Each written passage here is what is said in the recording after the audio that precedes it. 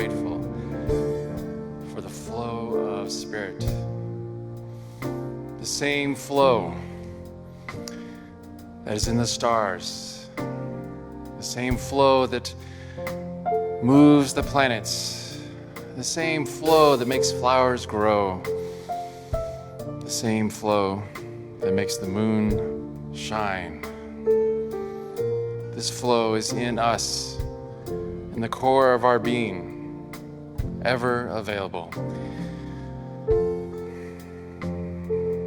Take this moment now and feel that flow in your heart, in your core. Breathe. Feel that flow as peace, as ease, as joy, as strength, and as guidance.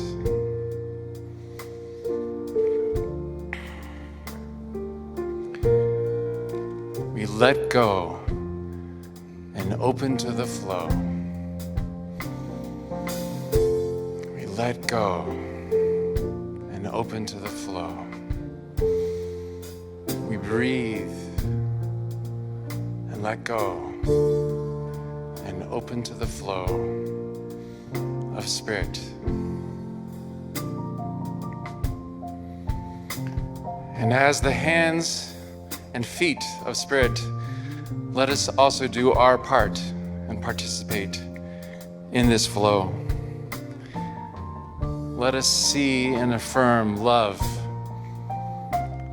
surrounding everyone in this room. Love surrounding this community, all its members, all the volunteers, the staff, the outreach. Let us see love surrounding this country. Let us see love surrounding the entire world. And let us see love surrounding all that needs to be healed in ourselves, in each other, and in the world.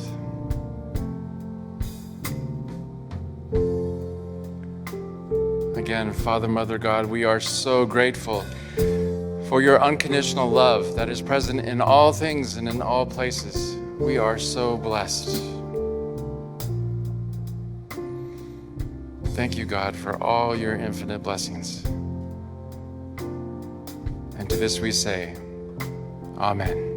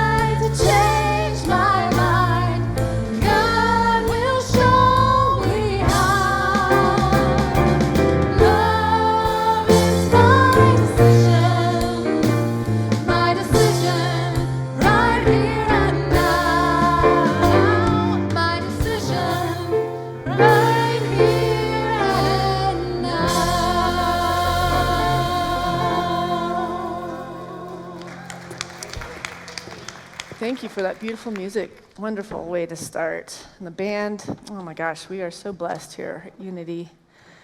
Good, yeah. Can't say thank you enough. Good morning, everyone. Nice to see you all here this morning. I did want to start today just by, recognizing what happened yesterday. We don't want to talk about the darkness in the world when we're here at church, and we want to just get into that higher level of consciousness. But we also need to recognize that, innocent brothers and sisters were killed for no reason, and at Walmart in El Paso, and then there was a shooting at 1 a.m. in Ohio. So a lot of people lost their lives yesterday senselessly, and just wanted to take a minute just to be quiet and just send out blessings to their family, to their children, to all the people that are affected. With that many people, so many people are affected. I mean, we're all affected. I have this kind of low-grade feeling in my heart today. And my mom called me this morning, and she said, you won't believe it, but your dad and I actually were in that Walmart 2 days ago in El Paso. And they wanted to clarify that they don't ever go to Walmart, but they were in Walmart because they're camping and they needed supplies, and apparently that's the only thing that's in El Paso, so they were in there. So I feel major gratitude that they're okay. But last night I was having trouble sleeping because Mike's alarm went off at 1:30 in the morning, of all things. I don't know why it did that, but I already sleep very lightly before I'm going to do a sermon anyway. I'm just kind of a little bit on edge. And so after that, I was awake, and I turned on the TV, and I just saw all this, that's happened. I didn't watch TV yesterday, so I didn't even actually know about any of this till about 1:30 this morning. And so you can imagine, I really didn't go back to bed because that just created so much anxiety and just, how do I do a peppy talk when you see all this devastation? But I'm going to, because we need positivity, and we have to be bringing that positivity to this world, because that vibration is so important to heal our hearts and to be in our oneness. So today's talk is titled, Looking for Signs from God. And it came from a conversation that I had with a young man that grew up through our Sunday school and all the way into through our youth department, and then went off to college, and he's around 22 now, and he's graduated from college. And for a year, he's been applying for jobs as a computer engineer, and he doesn't seem to be getting any hits for this job, and it's starting to look like he might have to move home with his parents, and he doesn't want to go back to the job that paid for him to get through college. And he was not in a good place when he came to talk to me. He came disgruntled and frustrated and feeling like God has kind of just let him down. He was really talking in this place where he's just taking on spirit, and why is this all happening? And he asked me, he said, Syntysche, how do you know that you haven't been fooled all this time and you just think you are experiencing God in your life, and in fact, you have made it all up in your mind? And I said, well, I would be in the wrong career if that was the case. But the truth is the divine unfoldment of this powerful energy we call God or spirit or source or whatever we call it, it's really whatever word makes you feel hugged, is unfolded unto us as we develop in our lives, right? And so maybe there's something going on in your life. I said to him that you're not supposed to be going into that work right now. I said, did you go straight into college right out of high school? Yes. And I said, and so now you've had this year and you've just been plugging away trying to get the job, and it's not happening. So something is in a stopped place right now. And so maybe this is a time for, introspection on who am I? What is it that I'm here to bring into my life? Because at that age, all we think we are is the career we're going to go get into, or especially if we got the education and now we're not getting, any response to it. I'm like, but have you traveled? Have you seen this world? Have you ever, gotten out of the comfort zone of Boulder, Colorado, this bubble, and get to see and experience different cultures and races and music? And I haven't experienced any of that. And I said, okay. So he says to me, I know Unity doesn't believe in some distant God in the sky and refer to it as a divine energy. a divine force that moves in and through everything in our lives. But what if it's just energy moved by cause and effect and is not actually intelligent? And I thought that was a really good question. Because asking questions is a very smart thing to do when we're not feeling a direct connection with God and we're feeling like we've been left out. And everybody goes through phases where we're not feeling that synchronicity where you think of somebody and they call you right away, or you think of this and that just gets fulfilled, and you just live in this like divine order, this divine demonstration is your life. You know, you have those phases, but we do have the phases where it feels like you just get stuck in stagnating water and you don't know where to go. And that's the time when we're supposed to go inside, internalize, and recognize that there's something greater at hand no matter what is happening in our life. There's always something that's there to be growing the soul. That's what we're here to do, is to awaken more fully to this God energy, this source energy, to move in and through every aspect in our lives. And when something is stopped and we feel like we've been abandoned, that is a very powerful time to look within and to be in that uncomfortable place of the not knowing. Because in that not knowing is where we discover a lot of things about this soul that we have. In the book Spirits in Rebellion, it says this: "There is not any other substance than spirit. Nature is spirit visible, and spirit is invisible nature. All the objects of nature are phenomena or appearances. By this we do not mean that they are an empty show, but that the appearance does not stand on its own feet and has its being not in itself, but in something else of which it is a form or manifestation. The same is true of the human body. It is the phenomenon of spirit, an appearance of which the soul is the underlying reality. But in something else of which it is a form or manifestation. The same is true of the human body. It is the phenomenon of spirit." So we are literally a manifestation of something greater that we might not be able to touch all the time and be a part of all the time, but it's always available to us because it was first. We are the manifestation of this greater love, this greater power, this greater knowing. And yet, when we get up against obstacles and we start to believe in the limitations of the universe or of this human experience, and we're speaking to the limitations, we lose track that there is a divine nature at the core of who we are that we can visit any moment by sitting and meditating and scanning our life, taking in what it is that's gotten to this stuck place, the stagnating place, because sometimes things have to stop for us to stop making more and more mistakes. The stopping is a time for introspection and remembering the truth of our beings. Why am I here? What am I here to bring into my life? What is the vibration that is the very essence of who I am? I want to know more about myself. I want to know why I'm here. I want to know why God moves in and through us, and I want to demonstrate that it does. But if I keep chasing at the thing that the world says I have to do, that's how we miss the mark. So many people keep listening to parents. He's listening to his parents. He wants to do what his parents want him to do. Well, he's at an age he needs to stop doing that. It's about him now. He did his education. He did the time. Now it's about him to be revealed unto himself, this powerful being that knows that God is real because he grew up in this work. His language is perfect. He's just a little off right now, and it's okay to question God. There are phases where you do, and Spirit doesn't get upset with you because it's not an angry God, it's a love energy that moves in and through love. But when we get into that rigid, fearful, limited place, we don't see God because love is God.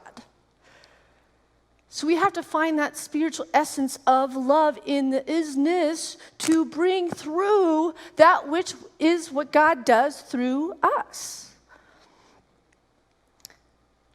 In Spirits in Rebellion, it says, "O seeker after the divine mysteries, know that the door of knowledge of God will be opened first of all to man, when he knows his own soul and understands the truth about his own spirit, according as it had been revealed. O seeker after the divine mysteries, Know that the door of knowledge of God will be opened first of all to man when he knows his own soul. The greatest term is to know thyself. We can't really move in and through. We can't bring this powerful energy through until we know thyself. And also, on top of that, to love thyself, to accept thyself, and to realize that you're not missing the mark. That you were made perfect in the image and likeness of God from the very second you took a breath. And the many lifetimes that you had before. You came in from love. But when we restrict ourselves in fear and block ourselves, that something is wrong. Because someone outside of ourselves told us there's something wrong with us, like an illness and you're not going to heal this, or a partner tells us that we're not good enough and we aren't lovable. The things that they give us scars. We get scars. And we get a jaded heart, and our heart gets hardened. And so sometimes life has to stop for us to move into the heart and soften it, to heal, to reflect, to forgive, to understand that there's something greater always at hand in every triumph and every hard and difficult thing that we face. The first time that I really experienced God as like a palpable God was I was in a dance performance. And I danced my whole life, and I performed dancing my whole life. But in my high school years, I did a lot more at CU as a soloist and things like that. And this one night, I was dancing, and all of a sudden, there was no choreography in my head. It was as if something was just pulling me through every single move, and I didn't have to think about what the next step was. I was that music. I was that dance. And I had this experience of almost like watching myself unfolding before me, this connection to something so powerful. I didn't want it to ever stop. And it's never left my life since then. It was a sense of being picked up. And so I did all the work, I did all the training, I did all the things I needed to do, but this was the first time that the intellect left and the heart took over. I remember it was not exhausting. I wasn't out of breath in the certain areas that I normally would have been. I was literally flying. And I knew in that moment, there really is something greater at hand here. I learned that my surrendering and letting go to that choreography and not letting it control me, but to be in the isness of the core of this passionate, creative energy. Creativity is such a huge, big part of bringing through this powerful energy. When I work on sermons, I wait till something inspires me. So for instance, this young man coming to talk to me inspired me. I was listening to him talk to me, and I loved the questions he was asking me, and I was having so much fun answering them. And I saw that more and more joy started to come into him as we were speaking. But at one point he said, I've been thinking about going into the Peace Corps. And I said, we have been talking for a half an hour. And this is the first time you brought up a whole other picture of something you would like to do. And when you said that, you lit up. You're feeling divine guidance to do some sort of service. You want to go see this world. You do want to do all those things. So I'd already said those things, but he was already thinking it. And now he's really moving towards that. But when I'm working on a sermon, I wait till something triggers and gets me ready to start writing. And sometimes that's on Thursday, and sometimes that it's at midnight on Saturday night. Spirit has a way of just keeping you on your toes, and you're just not sure what's going to come through. But one thing I do know is when I do sit down and it's time, I can be on a whole idea of what I'm writing and then stand up to my bookshelf, which is, 1,000 books, and I'll just pick a random book and I'll just go like this. And it'll be the exact quote that is supposed to be added to the sermon. And it happens every single time I write a sermon. I don't have to think of what the book is. I'm literally kind of like letting Spirit work through me. What is it? What is the point? What is the aha of this talk? And it'll be right there. And if it isn't there, then I know I need to stop and I have to leave the writing at that time. That's the proof that I'm in the zone and I'm being a conduit of this greater love, this greater energy that moves in and through absolutely everything that we do when we allow it and we get out of our own way. That's what happened in the dancing. I got out of my own way and became dance. I was dance. I was the music. I was everything. Edgar Cayce says this: Cayce sees soul as the developing portion of our whole nature. It is ever-changing, growing, and learning, and uses free will to explore, create, test, discover, and more. Soul is the ultimate companion to the Creator, a true companion, because it has the free will to choose to be a companion or not. The soul is also uniquely able to bridge the gulf between the spirit realms and the physical realms, between our divine, godly self and our earthly self. The mind of the soul is the subconscious. It may operate independently of the collective consciousness of the Creator. At least it is allowed to think it does. After all, there is no way to actually be outside of the whole. Or it may act in harmony and conscious at one mint with the collective consciousness. So the soul is the direct connection. The more we are unearthing the deeper and deeper meaning and purpose of what we're here to do and be, the more and more we are fueled by this divine energy. And taking us to move us towards, and everything is a divine unfoldment, and it's a divine experience, and we start to look through a lens of the miraculous and looking to the ether and to the magic of life. Instead of looking for the limitations and the gossiping and the life outside that is no longer serving us, we no longer want to be a part of the darkness of the world or the negative chatter that we're saying to ourselves all the time. We need to reprogram what we're holding in here. Oh, I'm lovable. Oh, I'm motivated.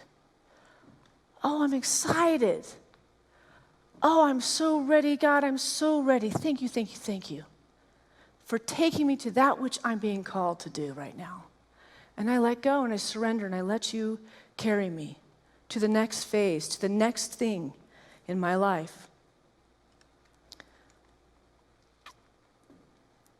An intuitive perception of the unity of the human with the divine existence is the highest attainable spiritual intelligence, and one which raises man above disease and the possibility of death.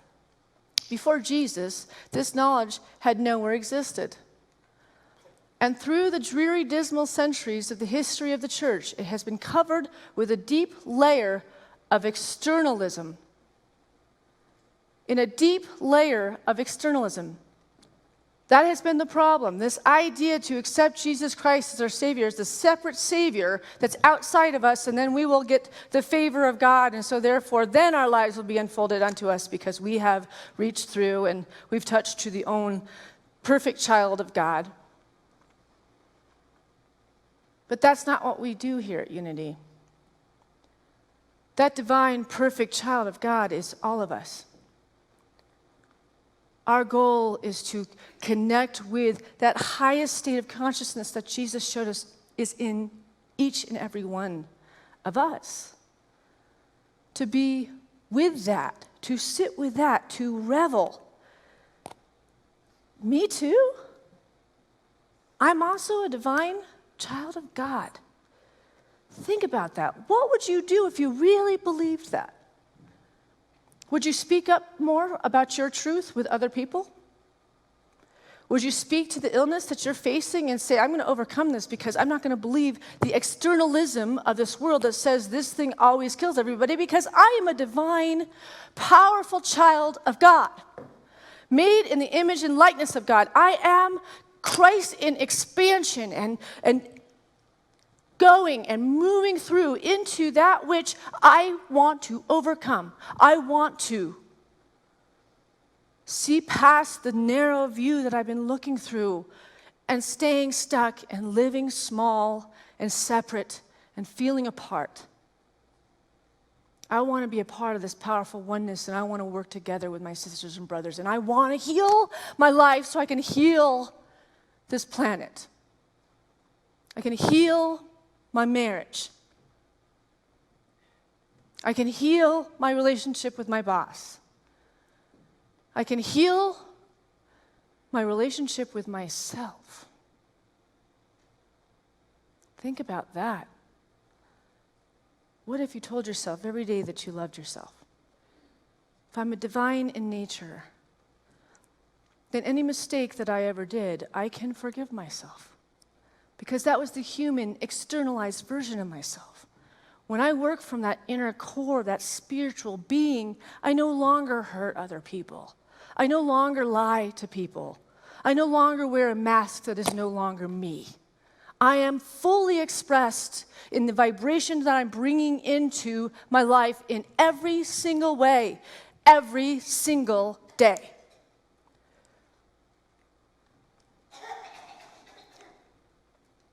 In Spirits in Rebellion, it says, but the historic Jesus and the Christ are not to be regarded as identical. Jesus was not born the Christ any more than Lincoln was born president of his country. He gradually became the Christ, the anointed one, or knowing one. Just as Gautama, who was born son of Queen Maya, became the Buddha, or enlightened one, Evans looked upon Jesus the Christ, he said, as the highest illustration in the history of mankind of a fully and harmoniously developed humanity. So even Christ had to learn how to be Christ, right? And Mary was told that she's going to be giving birth to the child of God. What if every mother was told that they're giving birth to the child of God? We would probably raise them as if they were. And what would materialize are children of God, knowing their worth, knowing their kindness, being empathetic and helpful and serving and sharing and open and beautiful and following their intuition and recognizing that they're divine. We aren't simply this human experience, but we can heal and overcome and be whatever we want, as long as it's always connected through the divine nature of God. It's bringing something beautiful to this world. So I was reading this really neat article about this woman who had just gone through all sorts of in vitro testing and found out that she was never going to be able to bear children. And she was about 38 years old. And she and her husband were devastated by this news. And her best friend was about to give birth to her first child in a month. And so she had to still look happy and be there for the best friend while she's literally dying inside with the news that she's not going to get to have this experience. But her friend asks her to go shopping for her baby and be there to get strollers and all that stuff. And so she agrees, and she's a good friend, and she shows up to Babies R Us, and they're walking around, and all the little baby stuff is so beautiful, and it's just really breaking her heart. But at some point, she comes across this little baby onesie with a lobster on the belly of it. And she just gets a tickle, it cracks her up. She just thinks it's so cute. And she says it to her friend, and her friend says, why won't you just buy it? She goes, no, I don't want to get it. She goes, no, you should buy that. And she goes, no, I'm good.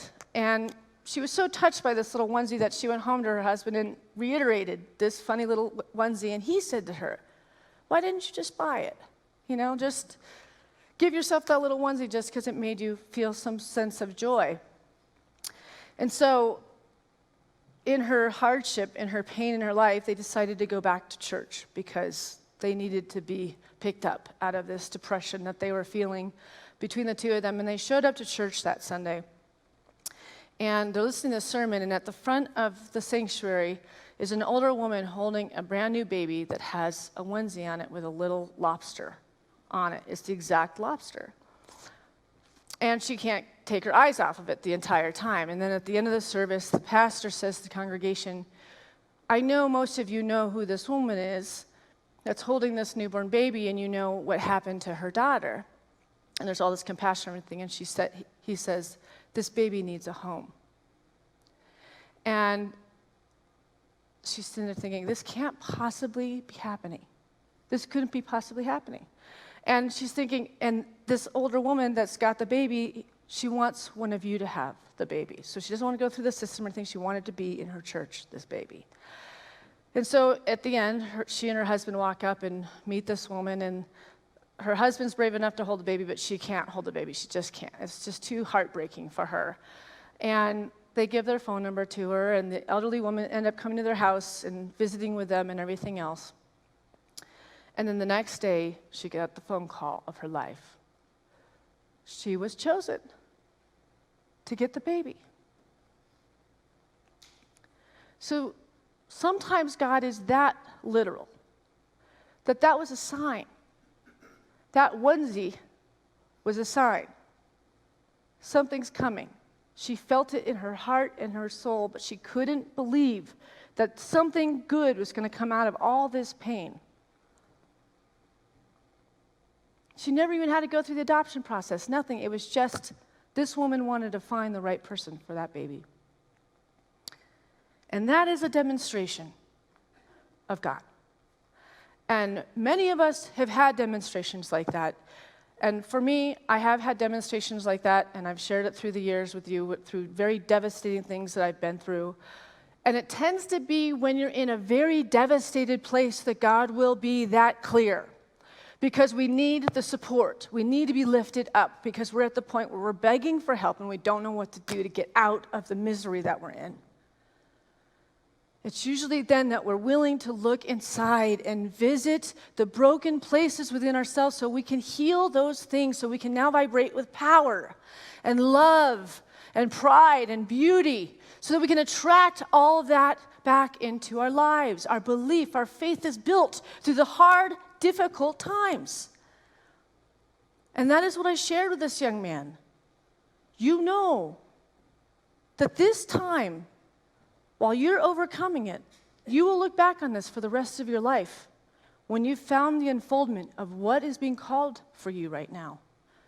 But you have to have faith. That's what faith is in the times of trial. To have faith that there's something greater at hand right now, that is already coming to you, that you live in a gratitude that it's already healed, it's already done, and we're grateful.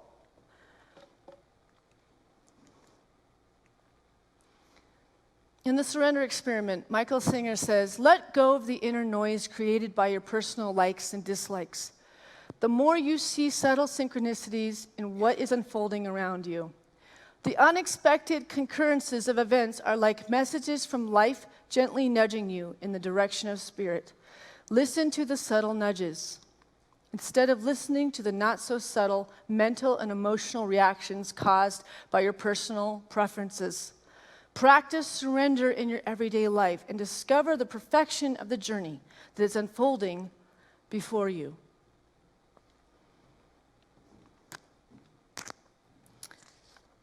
I went running this last week with my dog very early in the morning. I don't sleep late at all anyway, but I was waking up early and wanted to go spend time with Gilly because I've been working a lot lately and I feel bad. He's like my baby. I love this dog more than life itself, so we got to go for a run.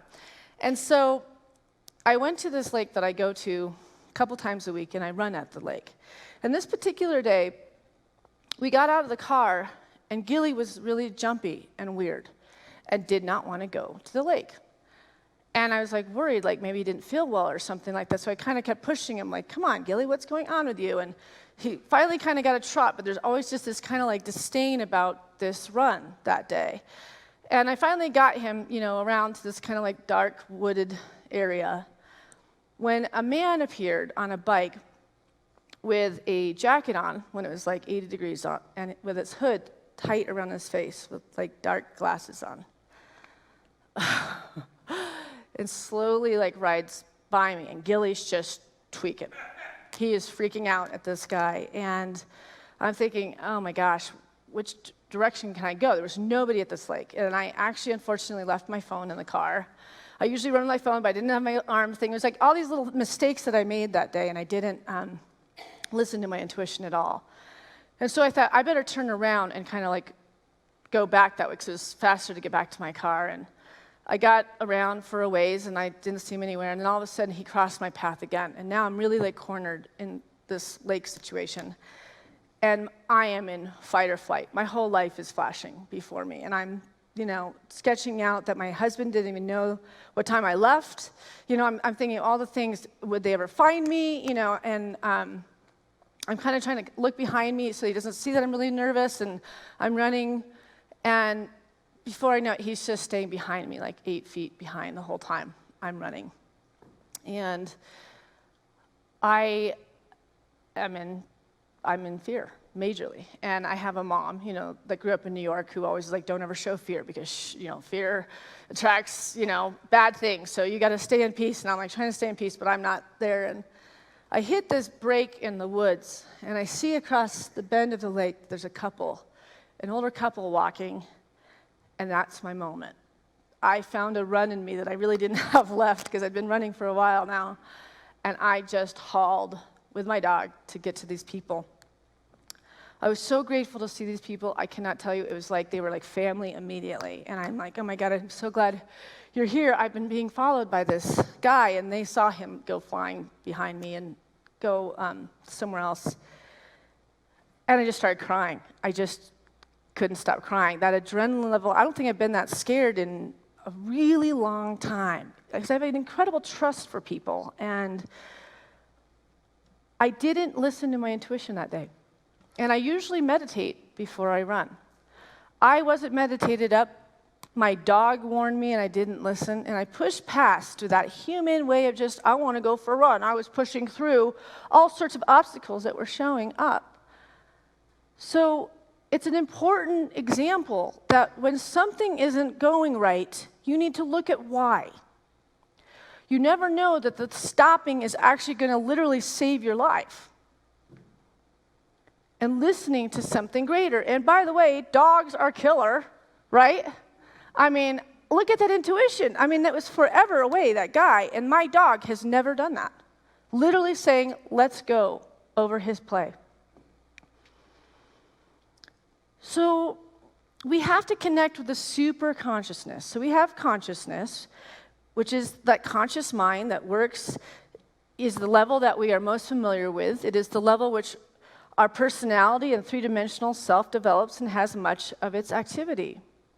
And then we have the subconscious, which is the part of our minds that bridges the outer self with the spiritual self. The superconscious level is the portion made in the image of the Creator.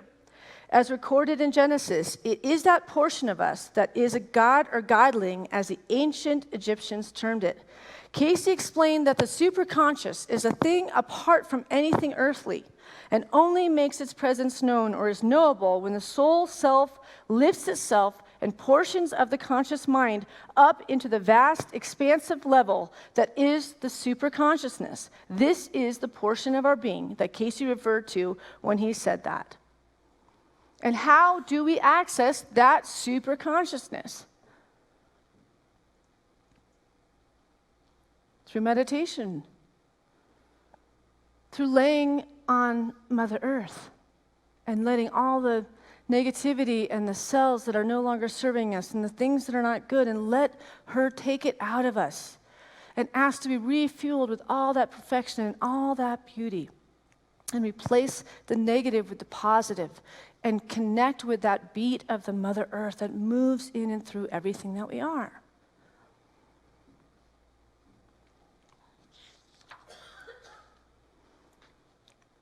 There's an amazing woman that has a YouTube interview, and her name is Claire DuBois, and this is what she says.